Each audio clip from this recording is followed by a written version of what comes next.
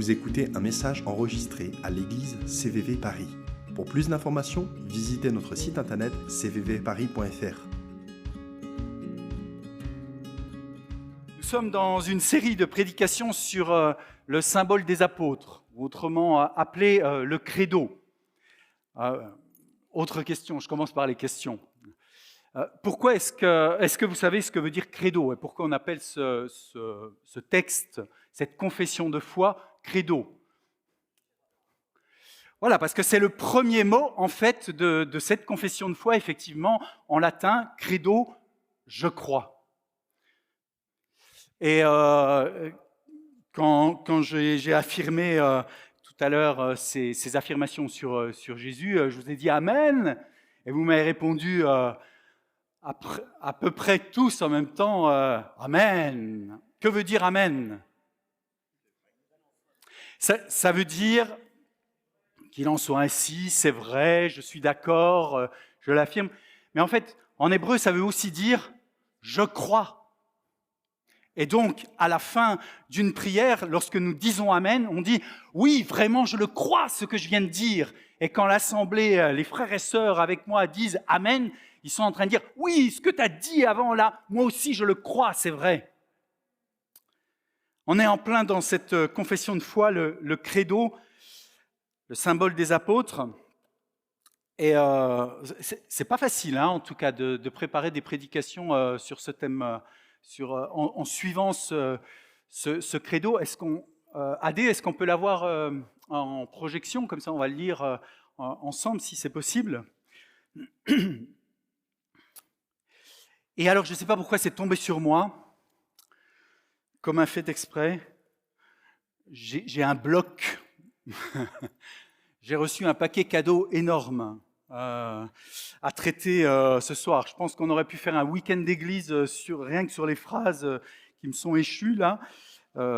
Mais on va essayer donc ce soir de survoler ensemble tout ce qui m'incombe et que nous allons voir ensemble. En tout cas, le groupe de louanges a déroulé un tapis rouge hein, pour la prédication. En fait, j'aurais même plus besoin de dire quoi que ce soit parce qu'on a déjà tout dit, je pense. Je cochais les cases pendant la louange. Non, c'est pas vrai. Mais en tout cas, je me disais, ah ouais. Bon, bah voilà. Donc voilà notre texte du credo. Alors si vous le souhaitez, vous pouvez le lire en même temps que moi. Ouais, je regardais s'il y avait une coquille qui avait été corrigée. Elle est corrigée. Je crois en Dieu, le Père Tout-Puissant, Créateur du ciel et de la terre. Et je crois en Jésus-Christ, son Fils unique, notre Seigneur, qui a été conçu du Saint-Esprit et qui est né de la Vierge Marie.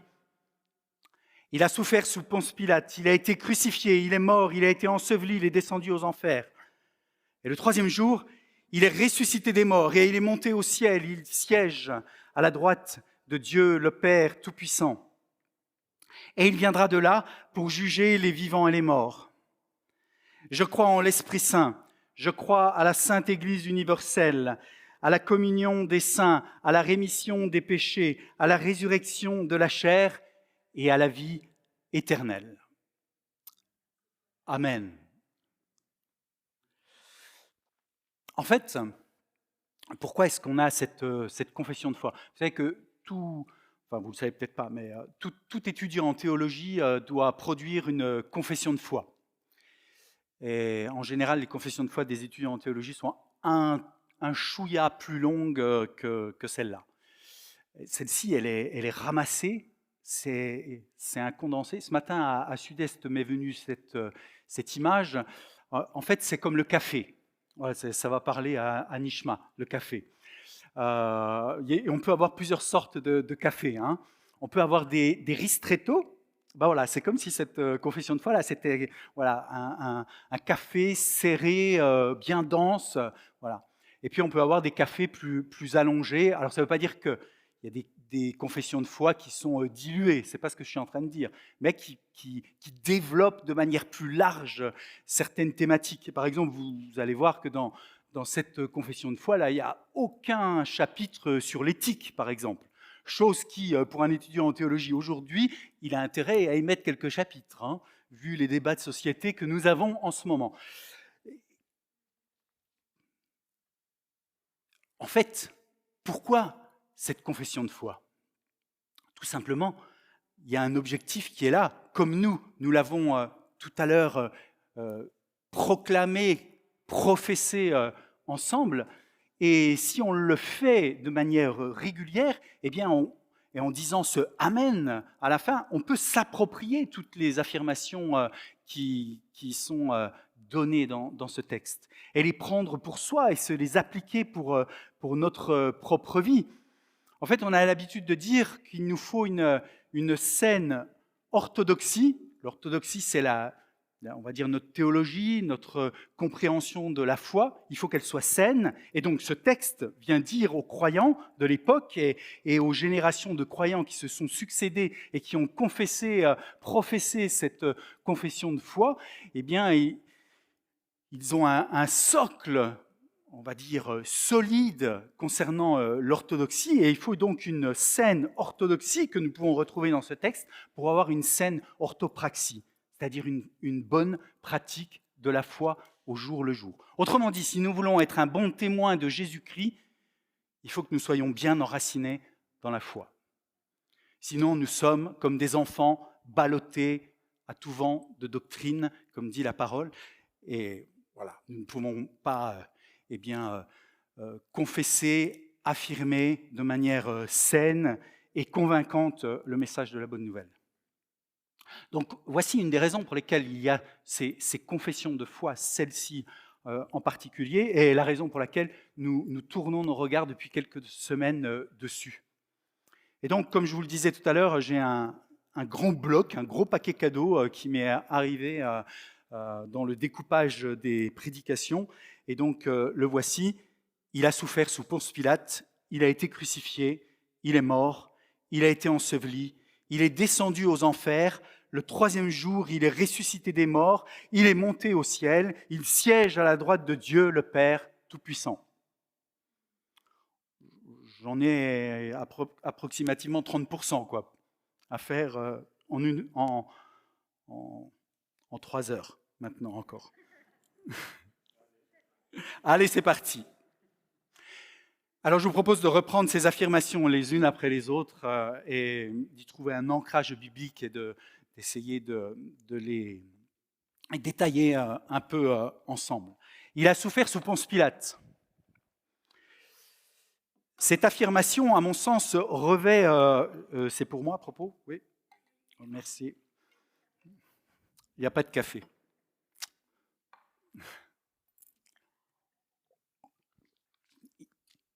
Il a souffert sous Ponce Pilate.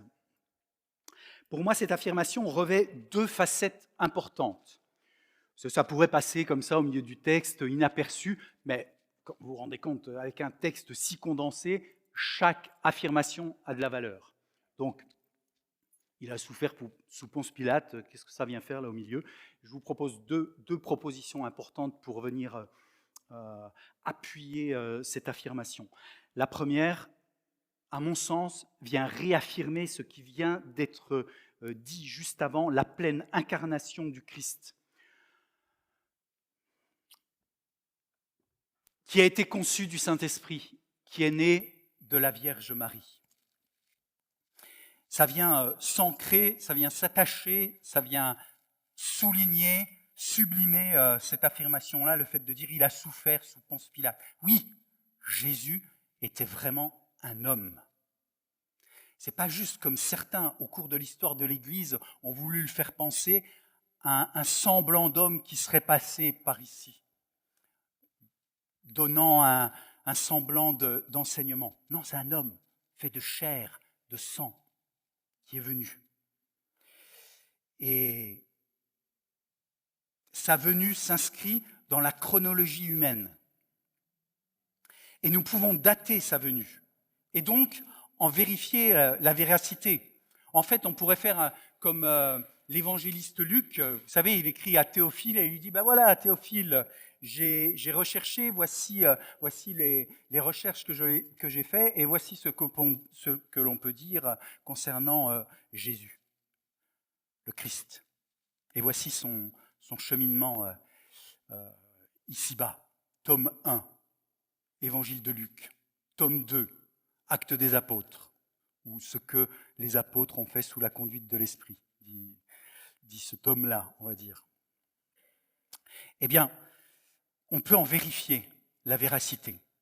Et puis, à mon avis, il y a une deuxième facette qui est importante aussi, c'est que Jésus a été livré par des Juifs et il souffre et il est mis à mort par des Romains. Donc on ne peut pas en incomber la responsabilité aux Juifs seulement, à ses compatriotes, mais aussi à des non-Juifs. Donc Juifs et non-Juifs sont responsables de sa souffrance et de sa mort. Nul, donc, ne peut se soustraire à cette responsabilité. Et le fait de venir au milieu donc, de cette confession de foi, parler de Ponce Pilate, c'est venir souligner, à mon sens, aussi cette double responsabilité. Oui, les Juifs, mais aussi les Romains. Donc oui, aussi les non-Juifs. Nous tous, sans exception. Nul ne peut se soustraire à cette responsabilité de la souffrance et de la mise à mort de Jésus.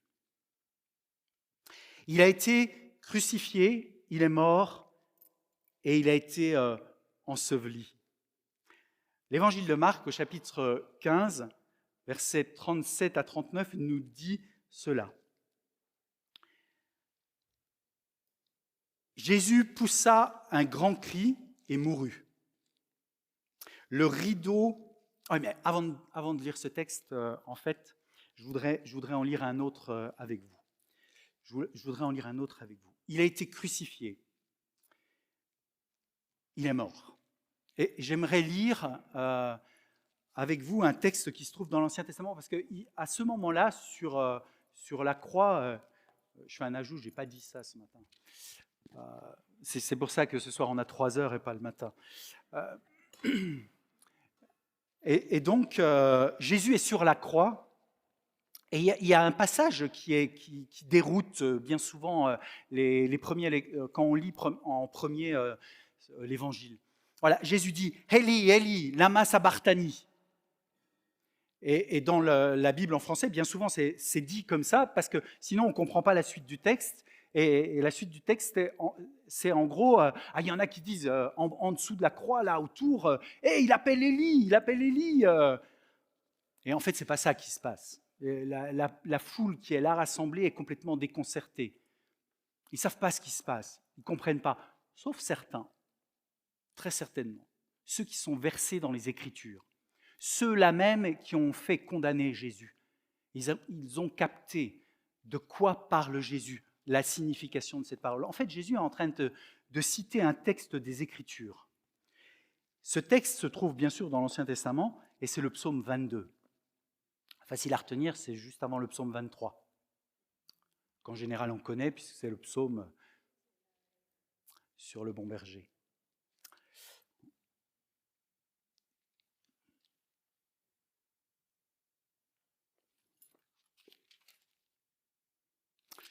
Alors, si je suis dans le livre de Job, je ne vais pas trouver le psaume. Je ne vais pas trouver le psaume 22. Mon Dieu, pourquoi m'as-tu abandonné ? Voilà en fait ce que Jésus est en train de dire. Eli, Eli, lama sabachthani signifie cela. Et Jésus est en train de citer le psaume 22, mais il ne va pas aller jusqu'à citer l'entièreté du psaume. C'est comme si moi, aujourd'hui, je vous disais « Ah, qu'il est doux pour des frères !» et que je m'arrêtais là. Et vous, dans votre esprit, vous vous diriez de demeurer ensemble. Voilà, j'ai amorcé.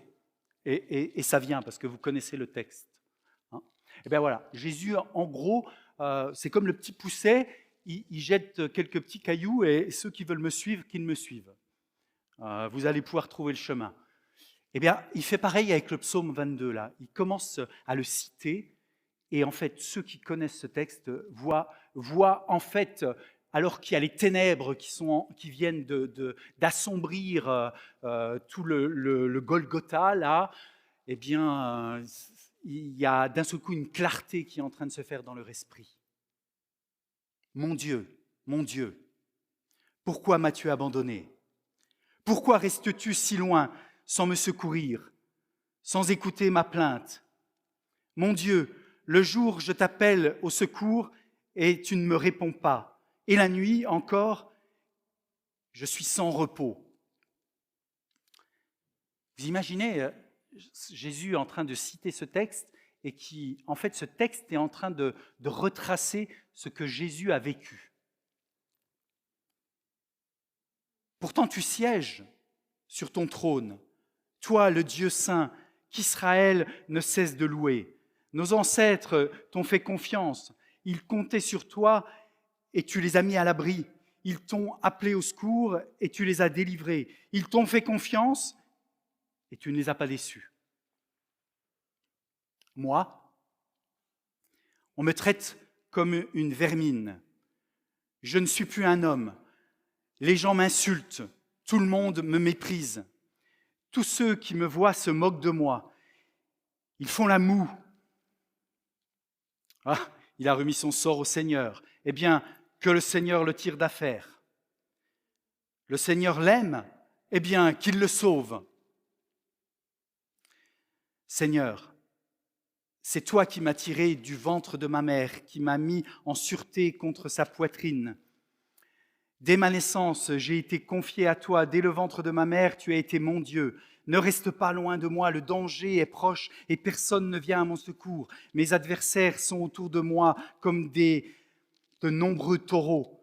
Ils m'encerclent comme de puissantes bêtes du Bashan. On dirait des lions féroces, ils rugissent. Ils ouvrent la gueule contre moi. Ma force s'en va comme l'eau qui s'écoule. Je ne tiens plus debout. Mon courage fond en moi comme la cire. J'ai la gorge complètement sèche. Ma langue se colle à mon palais. Tu m'as placé au bord de la tombe. Une bande de malfaiteurs m'encercle. Ces chiens ne me laissent aucune issue. Ils m'ont lié les pieds et les mains. Je suis tellement amaigri, je peux compter tous mes os. Mes adversaires me regardent fixement, ils se partagent mes habits, ils tirent au sort mes vêtements. C'est ce qui est en train de se passer au pied de la croix. Les Romains sont en train de tirer au sort les vêtements de Jésus, ils jouent au dé. Au pied de la croix, ils l'insultent. « Ah, Élie, Élie, vas-y, qu'il vienne te délivrer. » Mais toi, Seigneur, ne reste pas si loin, tu es ma force. Viens vite à mon secours, sauve-moi d'une mort violente, protège ma vie contre la dent de ces chiens, délivre-moi de leur gueule de lion et de leurs cornes de buffle. Oui, tu m'as répondu. Oui, tu m'as répondu. Je veux parler de toi à mes frères et à mes sœurs, je veux t'acclamer parmi les fidèles de assemblée. Acclamez le Seigneur, vous qui reconnaissez son autorité. Honorez-le, vous tous descendants de Jacob. Tremblez devant lui, vous tous descendants d'Israël. Car le malheureux qui est accablé, il ne l'a pas méprisé, il ne l'a pas rejeté, il ne s'est pas détourné de lui, il a entendu son appel. Seigneur, c'est grâce à toi que je te louerai dans la grande assemblée devant ceux qui reconnaissent ton autorité. Je tiendrai les promesses que je t'ai faites et j'invite les personnes qui sont humbles, qu'elles mangent à leur faim, que ceux qui cherchent le Seigneur l'acclament, qu'ils aient une longue vie. Amen. Et le psaume continue comme ça. Voilà, Jésus sur la croix, crucifié, est en train de dire que tout ce qui se passe était annoncé. En fait, il est venu, lui, le Dieu créateur, le Dieu tout-puissant, créateur du ciel et de la terre. Il est venu de sa propre volonté, volontairement en sachant ce qui allait se passer. Il s'est dépouillé des attributs de sa divinité, nous dit l'Épître aux Philippiens au chapitre 2, pour venir comme un simple homme, un serviteur, pour marcher comme nous devons marcher, dans l'humilité, en marchant dans ce que le Seigneur, le Père, lui demandait de faire. Marc 15, pour y revenir donc à présent, nous dit, 37 à 39, « Jésus poussa un grand cri et mourut. Le rideau dans le temple se déchira en deux, depuis le haut jusqu'en bas. Et l'officier romain qui se tenait en face de Jésus vit comment il était mort et il dit « Waouh !» Non, il n'a pas dit « Waouh !» C'est aujourd'hui qu'on dit ça. Il a dit « Cet homme était vraiment le Fils de Dieu. » Cet homme était vraiment le Fils de Dieu. Confession de la part d'un non-juif, un païen, un incroyant, un chien d'envahisseur, qui là, au pied de la croix, dit « Waouh ! Cet homme était vraiment le Fils de Dieu. » Vous savez, il se passe à ce moment-là quelque chose de vraiment miraculeux. Qu'un homme comme ça, c'est un Romain, c'est un militaire endurci, c'est un légionnaire romain, quoi.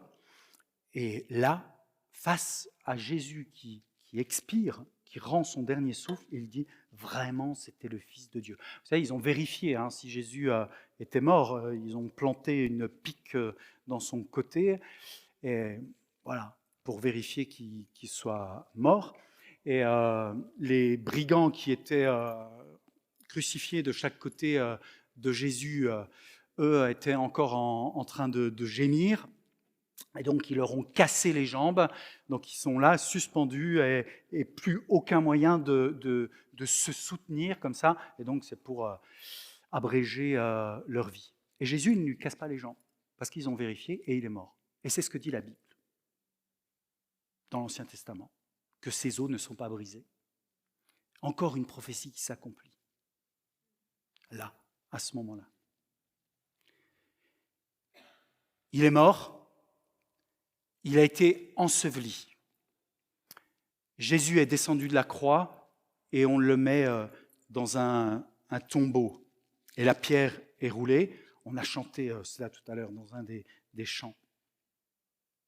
Et là, Jésus repose. Et là, les disciples sont en panique. Ils sont perdus. Lui, le berger, lui, le rabouni, celui qui les a enseignés, celui sur qui certains d'entre eux ont même pu poser la tête sur son cœur. Son cœur ne bat plus, il est mort. Lui qui parlait du royaume de Dieu, du royaume des cieux. Lui qui parlait que Dieu pouvait tout changer. Il n'est plus là. Les ténèbres ont envahi la terre lorsque Jésus était sur la croix. Et au moment où il expire, le voile du temple se déchire. La Bible nous dit, et cette confession de foi nous dit, ensuite, il est descendu aux enfers. Dans le texte de la confession de foi en latin, c'est ad inferos. Les régions inférieures, autrement dit. Jésus descend. Alors il est enseveli, il est dans le tombeau, mais en fait Jésus ne reste pas là. Le Jésus, son corps est dans le tombeau. Jésus, lui, descend dans les régions inférieures, inférieures même à ce tombeau.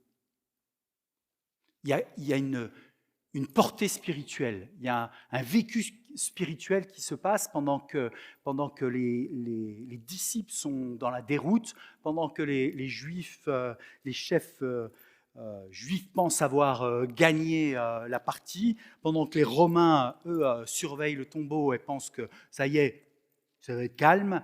En fait, il y a quelque chose qui est en train de se passer dans les régions inférieures, sous terre, en fait, dans les lieux spirituels. 1 Pierre 4,6 dit « La bonne nouvelle a aussi été annoncée à ceux qui, maintenant, sont morts. C'est ce que fait Jésus. Jésus descend dans les régions inférieures et il annonce la bonne nouvelle. Ce qu'il a fait de son vivant auprès de ses disciples, auprès de Zachée, auprès de la prostituée, auprès de ceux dont il a croisé le chemin, auprès des foules qui se sont rassemblées auprès de lui durant son ministère terrestre, eh bien Jésus le fait à présent dans les régions inférieures, auprès de ceux qui sont retenus captifs dans ces régions inférieures. Le livre de l'Apocalypse, chapitre 1, verset 18, nous renseigne aussi sur ce qui s'est passé. Voici c'est Jésus qui parle. J'ai été mort. Chapitre 1, verset 18. J'ai été mort. Et voici, je suis vivant pour l'éternité. Je détiens les clés de la mort et du séjour des morts. J'ai été mort, ça veut dire je ne le suis plus. Ça veut dire qu'à un moment donné, j'ai été atteint par la mort. Le terme qui est utilisé ici et qu'on utilise en fait en français, c'est nécrose, que l'apôtre Jean utilise dans le livre de l'Apocalypse. Donc, vous pourrez le paraphraser comme ça, j'ai été nécrosé. Voilà ce que dit Jésus, ce qu'il affirme. Sous-entendu, je ne le suis plus. Et voici, il l'affirme d'ailleurs, je suis vivant pour l'éternité. Je détiens les clés de la mort. Le terme qui est utilisé ici, c'est thanatos. Je vous le cite parce que, ces termes, parce que, en fait, mine de rien, on en entend parler un peu de ces termes-là, soit parce que si on fait des études de médecine, pour le premier, ou alors peut-être si on regarde des séries télévisées pour le deuxième. Parce que ce sont des termes qui sont utilisés comme ça dans certaines séries. Thanatos, c'est la mort. Et du séjour des morts. Vous voyez la nuance que Jésus fait ? Je détiens les clés de la mort et du séjour des morts. Et le terme qui est utilisé là, c'est Hadès, qui correspond en hébreu, dans l'Ancien Testament, à Sheol, le séjour des morts. Il y a ces parallèles, ces renvois qui sont faits. Le séjour des morts, dont il est parlé dans l'Ancien Testament, Jésus en parle ici. Et donc, de quoi Jésus parle-t-il ici ? Il dit, j'ai été mort à un moment donné, mais maintenant je suis vivant et je le suis pour l'éternité. Et qu'est-ce qui s'est passé lorsqu'il est descendu dans ces régions inférieures, pendant que son corps était couché dans le tombeau ? Eh bien, il a gagné la victoire sur les puissances occultes et sur la mort. Je détiens les clés de la mort. Ceux qui sont retenus captifs dans ces régions inférieures, eh bien, peuvent ne plus l'être. En fait, il y a un parallèle qui se fait entre ce qui s'est vécu sur la croix et ce qui se passe pendant que Jésus est dans le tombeau. Quand Jésus est sur la croix et quand il est en train d'expirer, on l'a lu tout à l'heure ensemble, il rend son dernier souffle. Vous imaginez le tableau, il y a les ténèbres à ce moment-là, alors qu'on est en pleine journée, les ténèbres qui se sont accumulées, et c'est un noir intense. On a l'impression de se retrouver en Égypte, là, pendant les plaies d'Égypte. Il y a un noir intense. Et quand Jésus expire, le voile du temple se déchire. Alors pour ceux qui n'ont pas la référence, le temple à Jérusalem, il y avait plusieurs salles. Il y avait une salle qui s'appelait le lieu saint, et puis une autre qui s'appelait le lieu très saint. Dans le lieu très saint, il y avait l'arche de l'alliance, avec les tables de la loi à l'intérieur. Et puis les deux anges qui sont comme ça, et qui regardent ces tables de la loi de Dieu. Ils plongent leur regard, et une fois par an, le grand souverain sacrificateur, il venait et il mettait du sang sur le couvercle de l'arche. Et donc, quand Dieu regarde l'arche et voit les tables de la loi, eh bien, il les voit au travers du sang. Et donc, voilà, on est tranquille pour un an. On est tranquille pour un an. Mais personne ne rentre dans ce lieu très saint, à part le grand sacrificateur une fois par an. Et même le grand sacrificateur, quand il rentrait une fois par an, on lui attachait une corde à la cheville, au cas où il meurt dans la présence de Dieu, et qu'on puisse le ressortir, pour qu'il n'y en ait pas encore un, et encore un, et encore un, qui y meurt. Donc vous voyez la crainte d'entrer dans ce lieu-là. Eh bien, c'est ce gros voile qui est épais, qui se déchire lorsque Jésus expire sur la croix, et donc qui signifie que nous avons accès à la présence de Dieu. Maintenant, voilà ce que ça signifie. Et ceux qui avaient l'habitude de servir Dieu dans le temple, ceux qui étaient versés dans les Écritures, auraient dû avoir une illumination à ce moment-là. Les ténèbres de leur esprit auraient dû se déchirer et ils auraient dû avoir vraiment une illumination. Mais les ténèbres sont là, elles persistent, apparemment, sur leur esprit aussi. Eh bien, dans le tombeau, il se passe la même chose. Jésus ouvre les portes de la mort. Je détiens les clés, c'est moi qui ai le pouvoir maintenant. Voilà ce que dit Jésus. Et personne, ni la mort, ni les puissances occultes, ne peuvent retenir qui que ce soit prisonnier dans ce séjour des morts. Parce que moi, j'en détiens les clés maintenant. Je suis le Tout-Puissant. Ça veut dire qu'il n'y a pas un Dieu qui règne là-haut, dans les cieux, et un autre Seigneur, le Seigneur de la mort, qui lui règne ici-bas et sur les régions inférieures. Et attention à vous. Non, il y a un Dieu tout-puissant, créateur du ciel et de la terre, et qui règne, qui a tout pouvoir sur toutes les régions, sur toute la création, sur l'univers entier et sur qui que ce soit, sans exception. Voilà ce que ça veut dire. Ni plus, ni moins, à mon sens. Le troisième jour, il est ressuscité des morts. Je vous propose un petit exercice pour voir si vous êtes réveillés ou pour vous réveiller, au cas où je vous aurais perdu et endormi. Est-ce que vous voulez bien lever votre main ? Et ensuite, enfermez votre pouce dans votre main, comme ceci. Voilà. Le troisième jour, Jésus, alors on fait cette affirmation, il a été crucifié, il est mort, il a été enseveli, il est descendu aux enfers. Le troisième jour, il est ressuscité des morts. 1, 2, 3, il est ressuscité des morts. Jésus est ressuscité. Amen. Amen. Vous êtes réveillés, ça va. La croix est vide. Le tombeau est vide. Marc 16, verset 6, l'ange dit aux femmes, « Ne soyez pas effrayés. Vous cherchez Jésus de Nazareth, celui qu'on a cloué sur la croix. Il est revenu de la mort à la vie. Il n'est pas ici.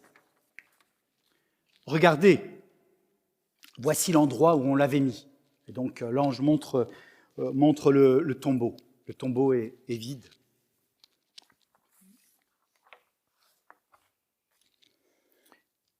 Il est revenu de la mort à la vie.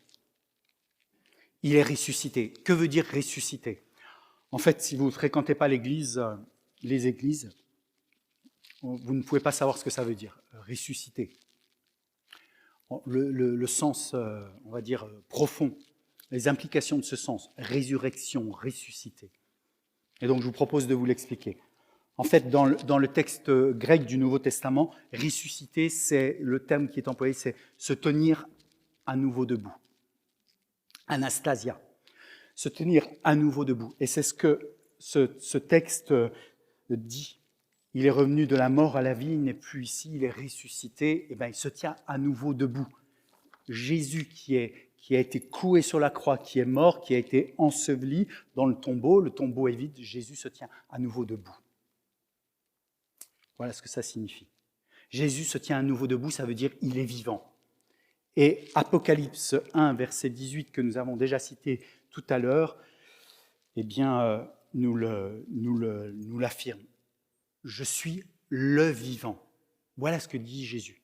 Il ne dit pas « je suis vivant », je suis le vivant. Je suis celui qui donne la vie. Je suis celui qui est la vie. Je suis le vivant. Et Jésus, qui a été mis à mort, eh bien, se tient à nouveau debout. Il est le vivant, comme il le dit pour l'éternité. Et en fait, lui qui était mort et qui est revenu à la vie, eh bien, peut donner la vie.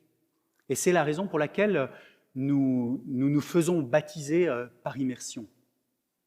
C'est là l'image du baptême par immersion. Le baptême par immersion dit Jésus a été enseveli, il est descendu dans le tombeau et il est revenu à la vie. Et quand Jésus est mort et a été enseveli dans ce tombeau, nous sommes morts nous-mêmes avec lui et nous sommes, dans sa résurrection, revenus à la vie. Et lorsque l'on vient à Jésus et qu'on l'accepte dans notre vie, eh bien, ce que Jésus a fait il y a 2000 ans, eh bien, devient effectif pour chacun d'entre nous. Ça devient vrai, authentique. Ça prend une pleine réalité spirituelle dans notre vie aux uns et aux autres. Et donc, c'est la raison pour laquelle, après, pour en rendre témoignage, eh bien, on se fait baptiser de cette façon-là, pour illustrer que nous sommes morts à une vie sans Jésus, sans Dieu, et nous sommes revenus à une vie grâce à lui, en lui. Et qui devient une vie pour lui. N'est-ce pas? Oui. 1 Pierre 3,18 nous dit, et je crois que quand vous avez reçu le texte, le mail pour vous inscrire, je crois que ce texte était cité. Alors, il faut au moins que je le cite une fois. Christ aussi a souffert une fois pour les péchés, lui juste pour des injustes, afin de nous amener à Dieu, ayant été mis à mort quant à la chair, mais ayant été rendu vivant quant à l'esprit. C'est en gros ce que je viens de dire. Jésus a été mis à mort alors qu'il ne méritait pas qu'on le mette à mort. J'ai parlé du grand souverain sacrificateur qui, une fois par an, vient mettre du sang sur le couvercle de l'arche de l'Alliance. Eh bien, Jésus donne sa vie. Il remplit ce service-là. Pour qu'il n'ait plus lieu tous les ans dans le temple à Jérusalem, eh bien, Jésus le fait une fois pour toutes. Le vivant donne sa vie. La loi dit œil pour œil, dent pour dent, vie pour vie. Nous sommes morts spirituellement parce que Adam et Ève ont fait le choix de s'écarter de Dieu et donc d'être séparés d'avec lui. Et donc spirituellement, ils sont morts. Comment les rendre à nouveau vivants? Il n'y en a qu'un seul qui est vivant, c'est Dieu lui-même. Et c'est la raison pour laquelle Dieu lui-même décide de venir sur terre, donner sa vie pour que ceux qui sont morts puissent reprendre vie. Si vous trouvez un autre Dieu de ce gabarit-là, présentez-le-moi. Eh bien, c'est ce que fait Jésus. Lui, juste pour des injustes, afin de nous amener à Dieu, ayant été mis à mort voilà, dans sa chair physiquement. Eh bien, il a été ressuscité, il est revenu à la vie par la puissance de l'Esprit Saint. Et Jésus se tient à nouveau debout. Et il a toute autorité, tout pouvoir, comme il le dit dans ce livre de l'Apocalypse. Voilà, j'ai les clés en ma main de la mort. Et cette confession de foi dit ensuite, il est monté au ciel. En fait, Jésus est retourné d'où il est venu. Comme je viens de le dire, Dieu descend sur terre. Il est l'agneau qui donne sa vie, son sang qui est répandu pour que nous puissions nous-mêmes avoir la vie nouvelle. Eh bien, Jésus est remonté d'où il est venu. En fait, il est rétabli dans son statut. Il est revêtu pleinement, à nouveau, de ses prérogatives de divinité.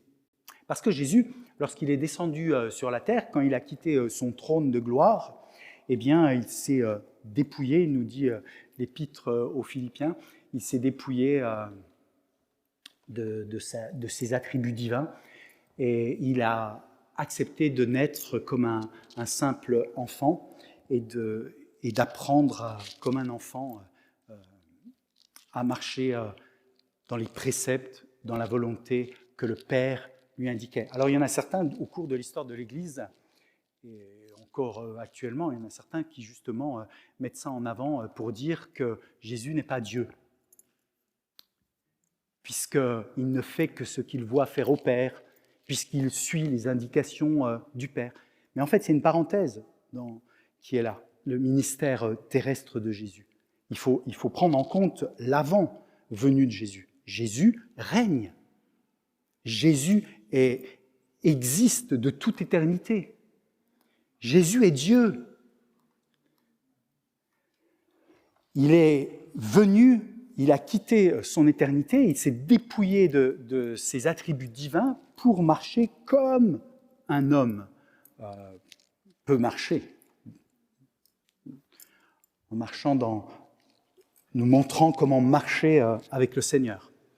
Et ensuite, lorsqu'il remonte au ciel, il retourne d'où il est venu, et là, il réendosse son manteau d'autorité. Et d'ailleurs, c'est ce que dit la suite, il siège à la droite de Dieu, le Père Tout-Puissant. Et ne pensez pas un seul instant que cette affirmation, il siège à la droite de Dieu, le Père Tout-Puissant, le met un iota, un chouïa, en dessous du Père. Comme s'il y aurait une hiérarchie au sein de la divinité. Le Père, le Fils, le Saint-Esprit. On va s'arrêter là, on ne va pas aller plus loin dans ce domaine, parce que sinon on ne passerait pas 3 heures, mais toute la nuit. Et il y en a certainement certains, comme avec l'apôtre Paul, qui risqueraient de tomber par les fenêtres, à s'endormir. Donc, mais parce que c'est un sujet complexe que la Trinité.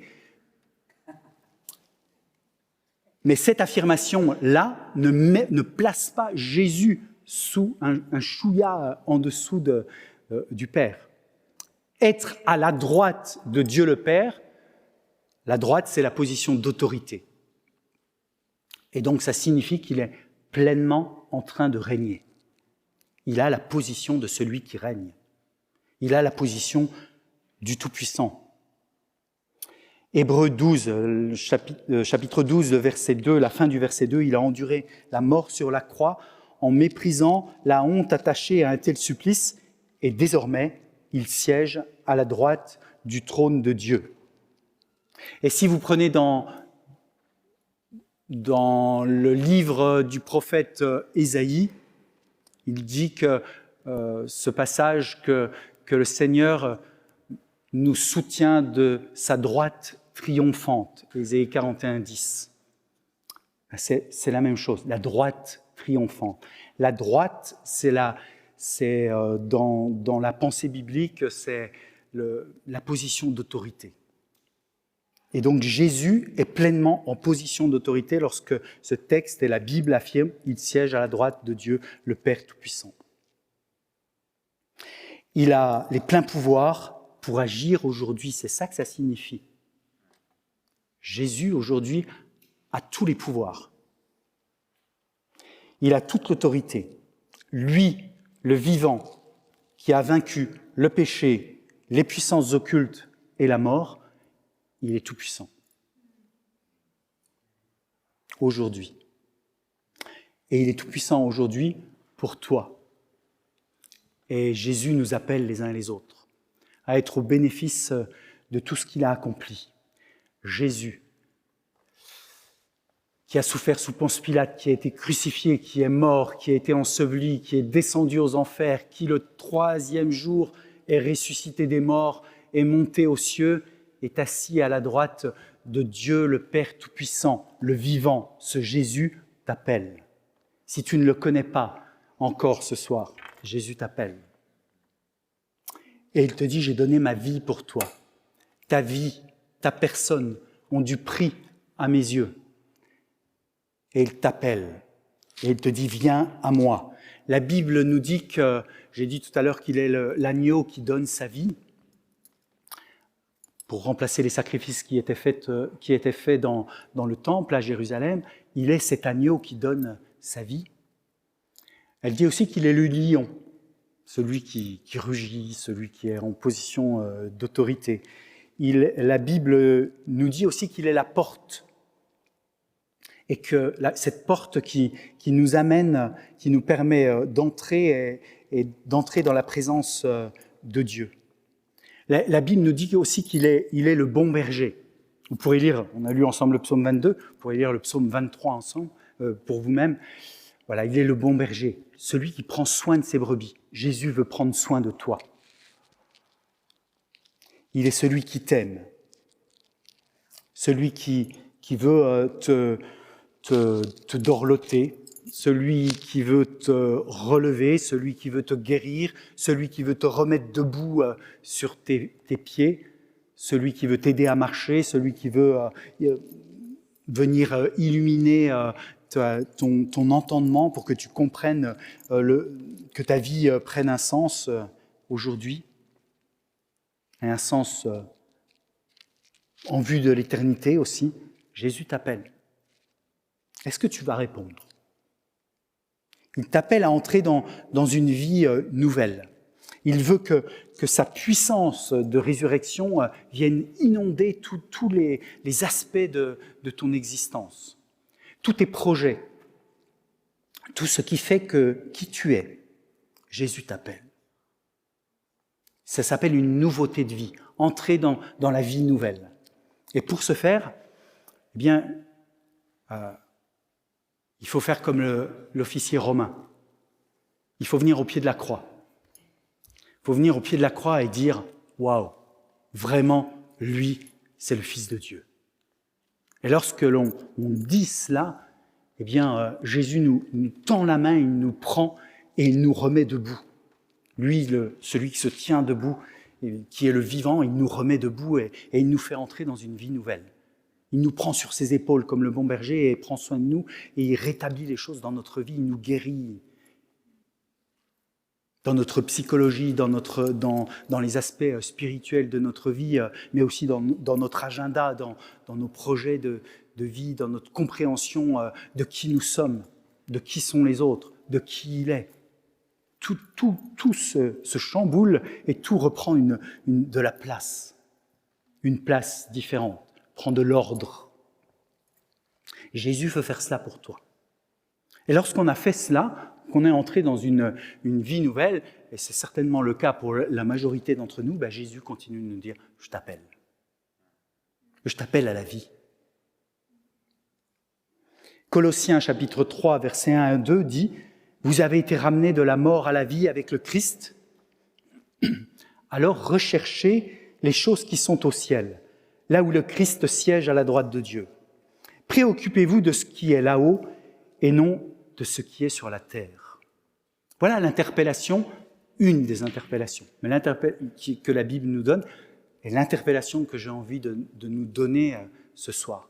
J'ai vraiment la conviction que le Seigneur, t'appelle à tourner les regards vers lui, à rechercher les choses qui sont au ciel, là où Christ est en train de siéger, à te préoccuper de ce qui est là-haut et non de ce qui est sur la terre. Et en disant cela, je ne suis pas en train de te dire qu'il faut que tu te déconnectes de la réalité de ton quotidien. Parce que demain, déjà ce soir, il va falloir se coucher pour dormir. Demain, il va falloir se lever, prendre peut-être un petit déjeuner, partir au travail, etc. Et c'est reparti. Ça, c'est la réalité de notre quotidien. Partir au travail ou partir chercher un travail. Ou, j'allais dire, partir au lycée, mais non, c'est les vacances. Demain. En tout cas, peut-être préparer les examens. Bon, passons. Faites ce que vous voulez. Voyez cela avec le Seigneur.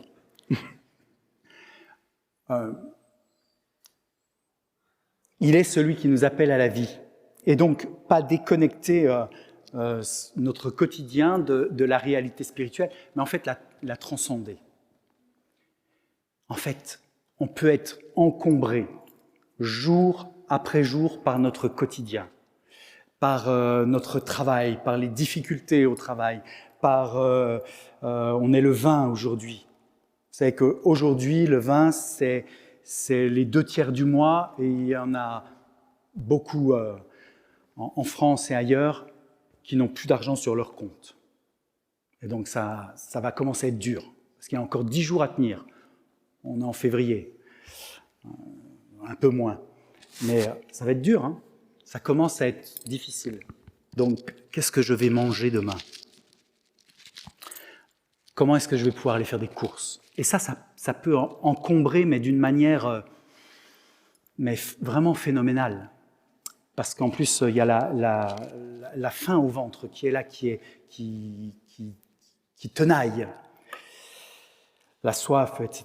Et vous allez au réfrigérateur, vous l'ouvrez et il est vide. Hein. Et vous pouvez rouvrir dans 5 minutes, il sera toujours vide, à moins d'un miracle. Et on en entend parler de miracles comme ça. Vous savez qu'il y a des gens qui ont prié, ils ont remercié Dieu pour leur repas. Je ne vous dis pas que ce que je vous raconte, vous allez le faire et ça va marcher. Hein. Ce n'est pas ce que je suis en train de dire. Ça ne marche pas à chaque coup comme ça. C'est la souveraineté de Dieu.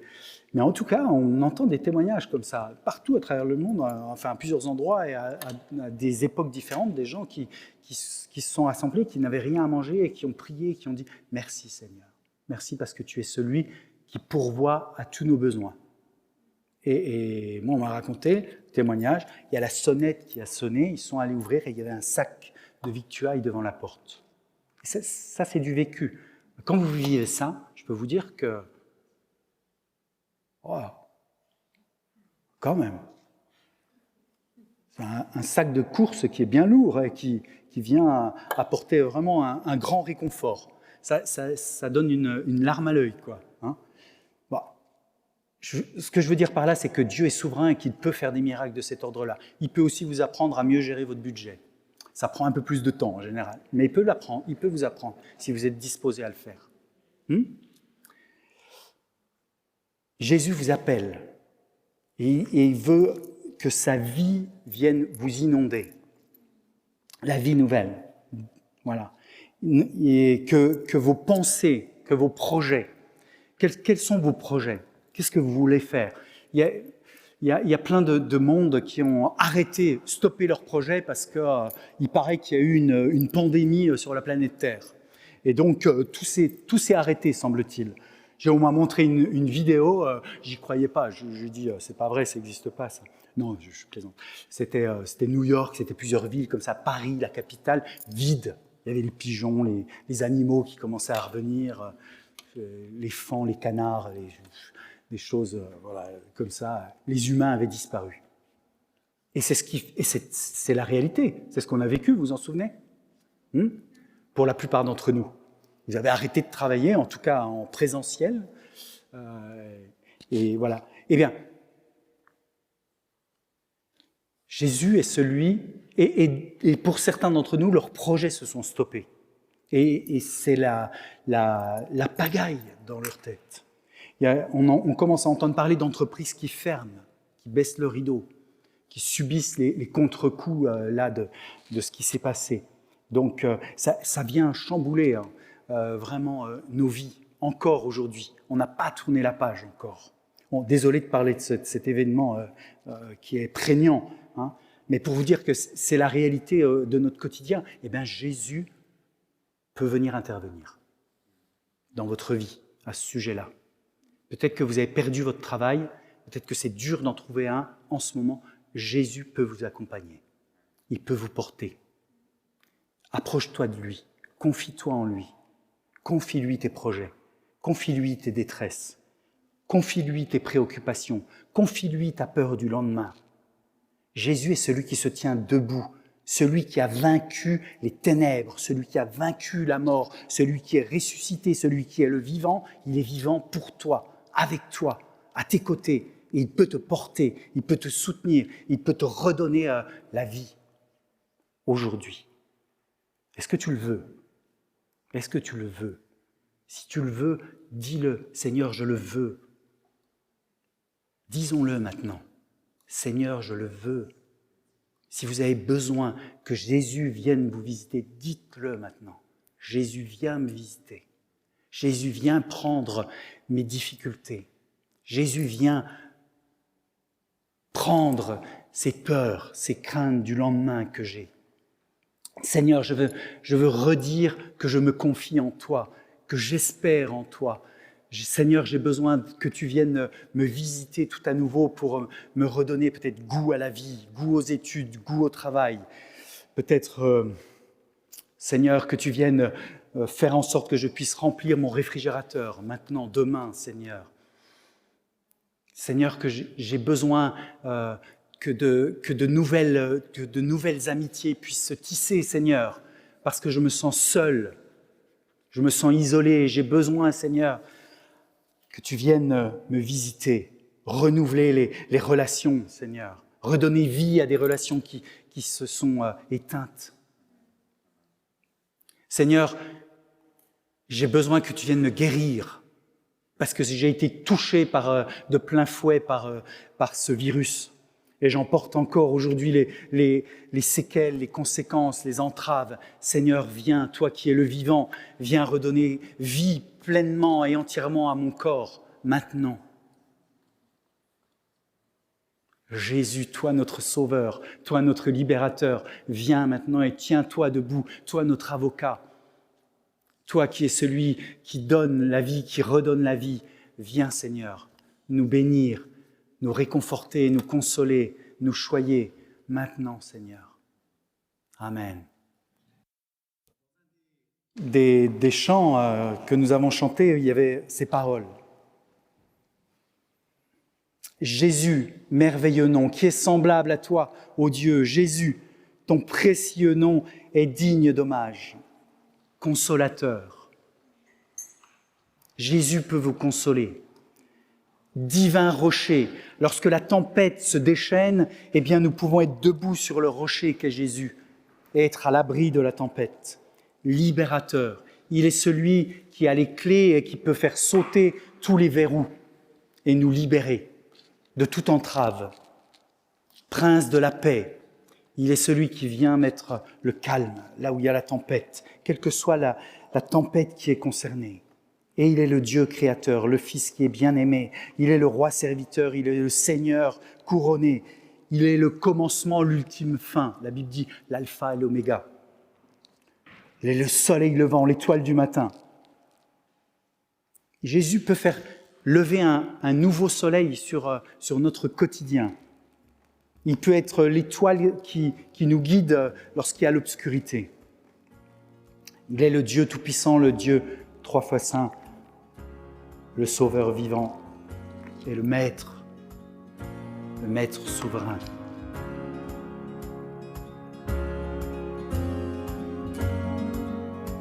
Vous venez d'écouter un message enregistré à CVV Paris. Pour plus d'informations, visitez notre site internet cvvparis.fr.